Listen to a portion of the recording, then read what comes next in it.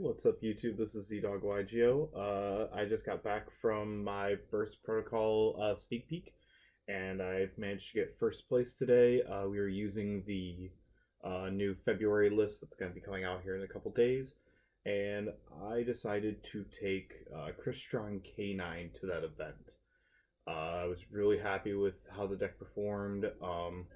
You can still do a lot of the old combos that you could do before with Spell Canceller and with setting up all the different points of interaction.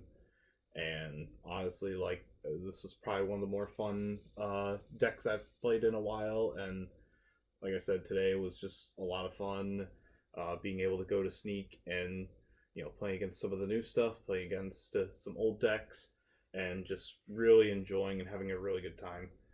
So let's go into the main deck, starting off with the Crystron portion of our deck. We are on 3 Sulfador. We are on 1 Sulfefnir. You still want to keep at least 4 level 5s in the deck. Sulfador, obviously the best one to draw with things like Jokul, things like Chaotic Elements, because this is what kind of gets your plays going very early on in the deck, and also it's what kind of pushes through a lot of interaction from your opponent. We are playing 1 Tristaros to get us into our El Skeletus, and then later to set up our Infinity. And then we are still playing the 1 Smiger as a dump target for the Scrap Recycler, or sometimes you can send it off of the Sulfador and continue your combo with there. With the new list, however, we do get to play 3 Inclusion again, and honestly, with playing with only 1, I honestly really, when Inclusion came back to 3, what it kind of unlocked for this deck and what it kind of gives the deck now is it gives it a little bit more ability to grind. And so, your Sulfefnir is now going to be live. If you draw another Inclusion, you don't have any search targets, but you have Sulfefnir in grave, you can still pitch it and be able to continue to recycle with Sulfefnir. If you have another card you could pop, you can keep the Sulfefnir on field, and now you have an Inclusion in graveyard that could summon back a Sulfador, summon back your Tristaros. And then obviously we're still playing the Cluster. I never cited this card out going second today. I think this card is insane. This card kind of helps you really stabilize a lot of weird board states, and just a pop every turn while still recycling all your resources is really good. This is all the Crystrons of the deck. Like I said, with 3 Inclusion again, it gives your deck a little bit more grind. It gives your deck a little bit more follow-up if your board was to be broken. Onto the Canines. This is kind of like the heart and soul of the deck. Obviously, still playing 3 Naroi. This is now necessary. It was already pretty important in this deck to play 3 Naroi, but obviously now with the limitation of Jokul and Case, this card just becomes so much more important. As well as we're playing triple Azuna, just a really good hand trap, really good way to extend if your Naroi gets ashed or if your Naroi gets Veilered. We're playing the 1 Lupus to obviously go with it as well. 1 Jokul. Obviously, now that it's at 1, play your alties. I got really lucky. I only had 1 alti Jokul, and now it's at 1, so I don't ever have to worry about it. And now I'm playing 2 Lantern. Post Banlist, you need to play 2 Lantern because this is what makes the 1 card Naroi combo still work. So instead of with Naroi before the Banlist and you had multiple Jokul, you would go and summon Jokul off of your first Naroi just because it was an extra body. But now, in order to get through the full combo, you need to summon the Lantern off of the Naroi, but then you also still need 1 in deck to be able to use its in-hand effect. And obviously, we're still playing 1 Case. This card's just insane. It's just Rhoda for the entire deck. And the attack boost also comes up quite a bit, especially going second. If you're just pushing through all of your opponent's board and you just end on a bunch of Canines, usually, with this, if they activate a monster effect, 2 or 3 Canines with Ripper is, full OTK.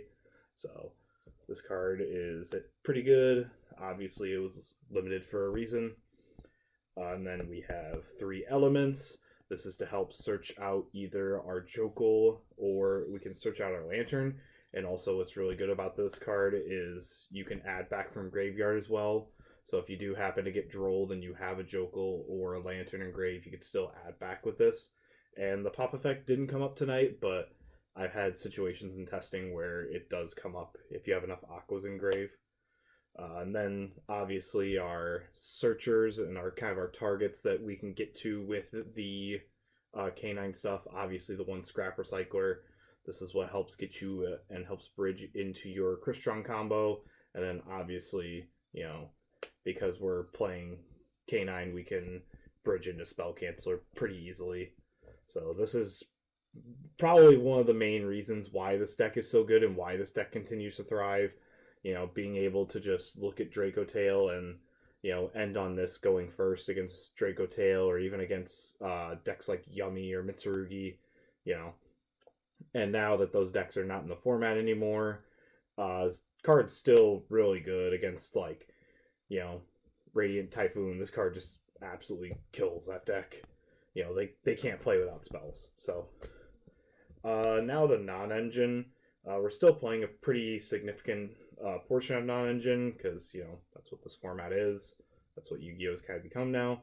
So 3 Fua, triple Ash, 2 Droll, wish it would be 3, but, you know, unfortunately we can't because of the ban list. And then 2 Ogre, or excuse me, 2 Bell, sorry. I wanted to try Bell because I was still worried that people were going to be trying to play Yummy. People were still going to be trying to play Mitsurugi. You know, they're going to try to make it work even with the limitations now to those decks.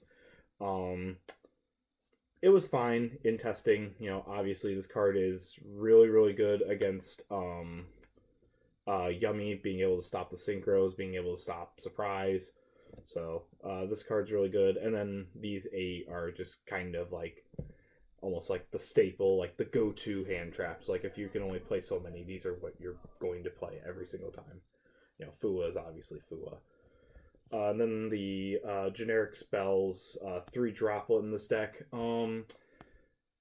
It was either between Droplet in the main deck or Infinite Impermanence. And I still like Droplet in this deck just because going first, it's just another way to be able to interact with your opponent. It's really nice to have the non-responsiveness depending on what you send. So if you send a monster, and you can send all 3 different types, you know, because you have the Crystron Trap. So if you use the Crystron Trap early in your combo, you can still send a trap and get that off, or, you know, you can send spells and monsters. I really like this in the main deck. I would continue to run it in the main deck just because it's so good in this deck, and a lot of times you want resources in graveyard for things like your Lantern. You want your Sulfadors in grave, especially now that you have 3 inclusion again. And then 1 called by. You know, don't want to fight into Droll.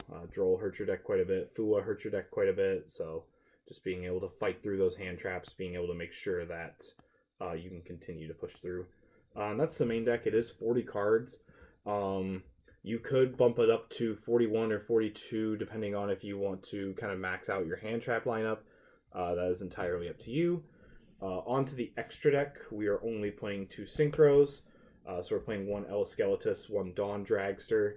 I want to say that the Dawn Dragster is important, but honestly, it didn't come up today. It came up in testing a couple times, but if you wanted to play something different in this slot, I would recommend a Typhon, or you could even potentially play something like maybe even a second Ripper, or if you want to play the Quick Play Canine card again, the Quick Play spell, you could play even potentially the new level, or the new rank 9. So, and then Eleskeletus is really good. You never need a second one in this deck, because if you're smart enough with inclusion, you can just keep recycling it and just keep using it over and over again. Obviously, our Nova, our Infinity, this is literally part of the whole main reason why you play this deck. Just being able to still have an Omni Negate, backing it up with a Spell Canceller and with a Ripper. Obviously, there's not a lot of decks that can beat that in this format. 1 Ripper. obviously this card's still really, really powerful, being able to not only stop hand traps, being able to ensure that your combo is going to go through against almost any hand trap with the exception of like a Purge or a Impulse or an Imperm. This card's pretty close to unstoppable. And then, if you do decide to play the quick play, obviously this card just gains even more value after that. One River Stormer, this is to help search for your Scrap Recycler. One Quinquiri, this is to help get your Spell Canceller back onto the field. And sometimes even going second, this card is just a really good extender. Sometimes you just need an extra 5 and you don't have the right type for your 5. So you're just trying to get the right typing. One Chronomaly of Mana. This card is really good because it is a machine. So if you get machine locked early on in your combo with things like Sulfador or Tristaros, you're still able to make this with 2 level 5s. One Valon. This is kind of like one of the better like going first targets, or one of the better going second things that you can make with your Izuna still. Durandal, because we're still playing Droll, and if you open Droll and Izuna against Fualis, you can just set your inclusions and your cases and just hand rip your opponent and just continue to play the game. And then one Zeus. Like I said, you can play a Typhon in this list. I was playing a Typhon for a moment. I just decided not to play the Typhon today. It's for the Dawn Dragster. Like I said, though, later on in testing, though, that might change. And then our links. One Clockwork Knight. This is the way to get the Scrap Recycler off the field. Also helps you kind of clear off your board. Platinum Gadget. This is to summon out your Scrap Recycler when you normal summon Noroi. One Armile, the Star Leader. This card is really, really good, and honestly, with the one card Noroi combo, this is how you bridge into the Spell Canceller with the Infinity. Usually, a lot of times, even with Noroi, if you look at your hand and you see Spell Canceller is not really good, you just don't make this, and then you just make something like SP instead. But this card is really good, and this card's actually really important now. Before the ban list, you could do the Spell Canceller combo without making Armile, but now with the limitations and with the hits to the deck, you have to play this card, I feel like. And then SP is SP, just a very good utility. Linked to being able to banish things, being able to have another point of interaction on your turn and your opponent's turn. Then side deck. I didn't really know what to expect with this list. Like I said, I was kind of expecting for people to still be on Yummy, just kind of coping that deck was still good. So I played 3 Perulia for that matchup. Also a really good card against Vanquish Soul, because I knew that was going to be really popular at my locals. Obviously, with Triple Raisin back, that deck gets a lot better. The one Holly Sue is not really that impactful. Like I said, it hurts the deck a lot going second, but going first now you have Triple Raisin, you have Triple Stake. Deck just got a lot of its consistency back. I'm playing the Cyframe package, so I'm playing 2 Delta, 1 Driver, and then obviously the 1 Delta or 1 Gamma and 1 Driver. This package was honestly kind of clutch all day today. I played against Azamina, which was kind of a scary deck, but obviously going second, you just put in Deltas.